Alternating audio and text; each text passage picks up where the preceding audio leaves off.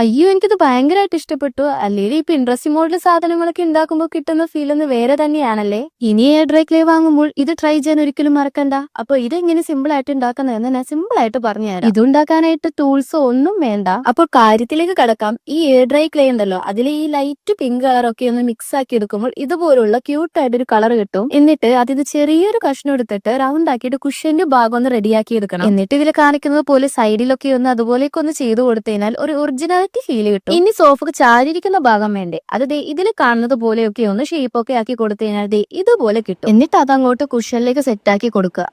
ഇപ്പൊ ഒറിജിനാലിറ്റി ഒക്കെ വരുന്നുണ്ടല്ലേ. പിന്നെ നിങ്ങൾ ഇതിൽ ശ്രദ്ധിച്ചോ എന്ന് എനിക്കറിയില്ല, ഇതിൽ റൗണ്ട് ആക്കാനും ഷേപ്പ് ആക്കാനും ഒക്കെ എടുത്തിരിക്കുന്ന ഒരു ട്രാൻസ്പെറന്റ് കളർ ഒരു സംഭവം നിങ്ങൾ ശ്രദ്ധിച്ചോ? അത് വേറൊന്നുമല്ല, നമ്മുടെ ഈ ഫോണിലേക്ക് സ്ക്രീൻ കാർഡ് ഇല്ലേ, അത് തന്നെയാണ്. അതാണ് ഞാൻ നേരത്തെ പറഞ്ഞത്, ഇങ്ങനെയുള്ള സംഭവമൊക്കെ ഉണ്ടാകാൻ വലിയ ടൂൾസും കാര്യങ്ങളും ഒന്നും വേണ്ട. ഇനി സോഫയിലേക്ക് പോവാം. സോഫയുടെ കാലിന്റെ ഭാഗത്തിനായിട്ട് ഞാനിവിടെ ടൂത്ത് പിക്ക് ആണ് എടുത്തിരിക്കുന്നത്. സോഫ വെറുതെ ഇരിക്കുമ്പോൾ ഒരു രസമില്ലല്ലേ, അപ്പൊ അതിൽ ഇരിക്കാൻ വേണ്ടിട്ട് ഞാനൊരു ക്ലൗഡും കൂടി ഉണ്ടാക്കി എടുത്തിട്ടുണ്ട്. കുറച്ചും കൂടെ ബ്യൂട്ടിഫുൾ ആക്കാൻ വേണ്ടിയിട്ട് ഒരു മാറ്റും കൂടെ റെഡിയാക്കി എടുത്തപ്പോഴത്തെ സംഭവം ഇവിടെ റെഡി ആയിട്ടുണ്ട്. ഇതുപോലുള്ള ക്യൂട്ട് ഐറ്റംസിനായിട്ട് എന്റെ ചാനൽ സബ്സ്ക്രൈബ് ചെയ്യുക. അപ്പോൾ ഇഷ്ടപ്പെട്ടാൽ ലൈക്കും കമന്റും ഒന്നും മറക്കണ്ട. ബൈ.